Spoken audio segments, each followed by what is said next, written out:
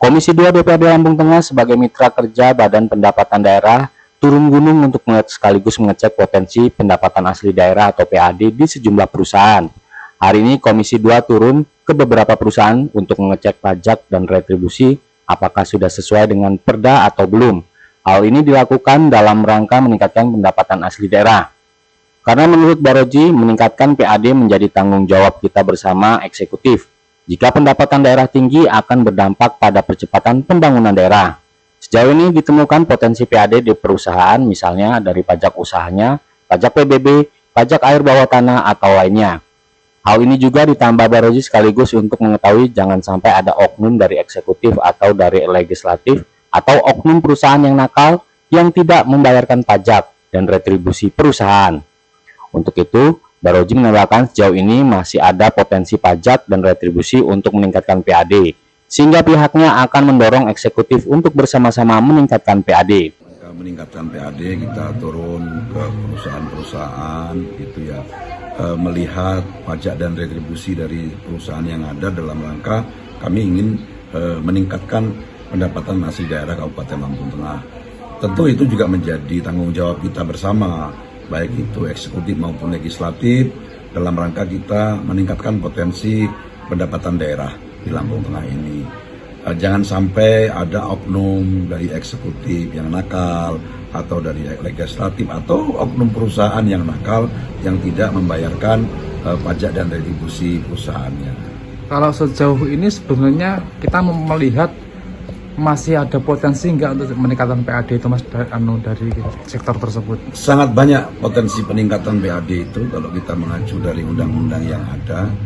Peningkatan PAD di Lampung Tengah ini bisa sangat signifikan, bisa sangat melonjak kalau kita bersama-sama dengan eksekutif menekan lagi pihak pelaku-pelaku usaha, masyarakat dalam rangka kewajiban mereka membayar pajak dan retribusi itu sendiri, karena memang ada potensi-potensi nakal dalam tanda kutip dilakukan oleh pelaku-pelaku usaha yang tidak melaporkan wajib pajaknya, begitu, tidak melaporkan usahanya, yang segala sesuatu yang bisa menopang kelancaran dalam usaha itu, baik dia pajak air tanah atau pajak bumi dan bangunan, pajak usaha dia sendiri, itu mungkin memang masih ada potensi-potensi nakal itu. Maka kami yakin dengan turunnya kami di Komisi 2 ini kepada perusahaan-perusahaan, kepada pelaku-pelaku usaha, itu bisa dapat meningkatkan pendapatan asli daerah Kabupaten Lampung Tengah.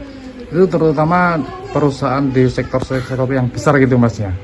Apa semuanya termasuk? Iya, menengah, sedang, besar.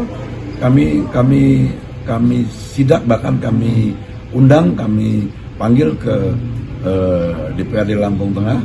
Kami cross check yang selama ini sudah dibayarkan. Kami cross check kondisi di lapangan, sehingganya nanti kami juga dengan memanggil Dinas Pendapatan Daerah agar sinkron bahwa memang ada pelaku-pelaku usaha yang belum melaporkan terkait masalah tanggungan pajaknya yang harus dibayarkan kepada pemerintah daerah Lampung Tengah. Nah itu kita sinkronkan gitu agar perusahaan-perusahaan itu, pelaku-pelaku usaha itu bisa membayar kewajibannya untuk pajak dan retribusi, sehingga kita Lampung Tengah yang seluas dan selebar ini, yang juga memang ada banyak perusahaan yang ada di sini, tentu bisa meningkatkan pendapatan asli daerah kita, yang sehingganya nanti kalau pendapatan asli daerah kita meningkat, apalagi bisa signifikan peningkatannya, tentu dapat kita gunakan dalam rangka pembangunan infrastruktur yang ada di Kabupaten Lampung Tengah.